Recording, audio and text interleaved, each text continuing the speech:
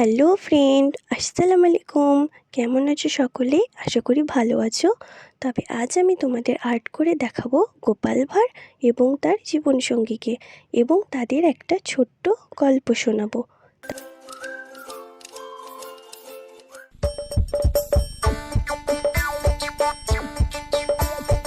আসছে গোপাল, যাচ্ছে গোপাল, ভাবছে গোপাল, আসছে গোপাল, যাচ্ছে গোপাল, ভাবছে গোপাল। তাহলে চলো শুরু করা যাক। গিন্নি, ও গিন্নি, তাড়াতাড়ি খেতে দাও, খুব দেরি হয়ে গেছে। এক্ষুনি দিচ্ছি গো। বাবা, আজ সূর্য কোন দিকে উঠল? কণ্ঠে এত মধু, কিছু গোলমাল নিশ্চয়ই আছে। কি গো, কথা বলছো না যে? ভাবছি গিন্নি, কবে কোন যুগে যে তোমার এই মধুমাখা গলা শুনেছিলাম, কে জানে। কি গো, শোনো না গো, আজ একটু তাড়াতাড়ি রাজসভা থেকে ফিরে এসে বাজারে যাবে?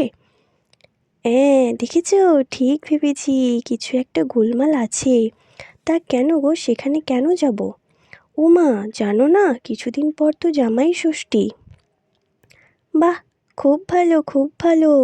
হ্যাঁ, অনেক দিন শ্বশুরবাড়ি যাওয়া হয়নি। তা গিন্নি, কখন যাবে? আমি কি রাজসভা থেকে সকাল সকাল চলে আসব?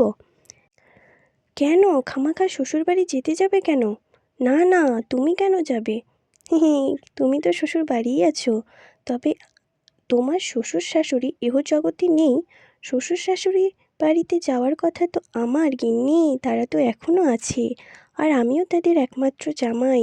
তাই আমার শ্বশুর বাড়ি যাওয়ার গণতান্ত্রিক অধিকার আছে গিন্নি। তুমি বা কেন খামাকা শ্বশুর বাড়ি যাবে গো?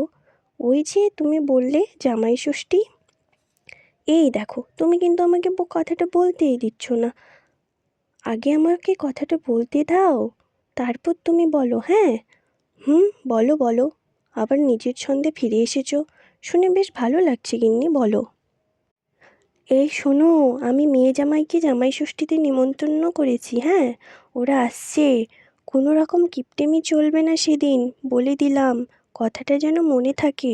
তুমি খেতে বসো, আমি ভাত বাড়ছি। হ্যাঁ, আমি এক ভূক্ষ জামাই, বিয়ে করে এসে আজ অবধি শ্বশুরবাড়ি থেকে দুটো নকুলদানাও দেয়নি কেউ। ধুর, কেন যে মরতে বিয়ে করতে গিয়েছিলাম, জামাই হতে গিয়েছিলাম, কে যে মাথা দিব্যি দিয়েছিল। ধুত, কপাল, আহারে কপাল, সবই কপাল, কপালের নাম গোপাল। কেমন লেগেছে সকলের অবশ্যই জানাবে, এবং লাইক কমেন্ট শেয়ার করবে। ধন্যবাদ।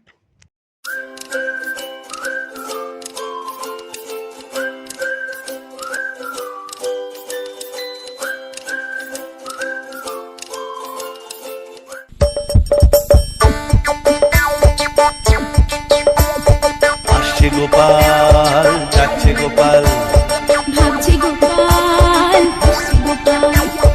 আসছে গোপাল, যাচ্ছে গোপাল, ভাবছে গোপাল, আসছে গোপাল। যুগের পরে যুগ কেটে যায়, মানুষ তাকে ভোলে না। যুগের পরে যুগ কেটে যায়,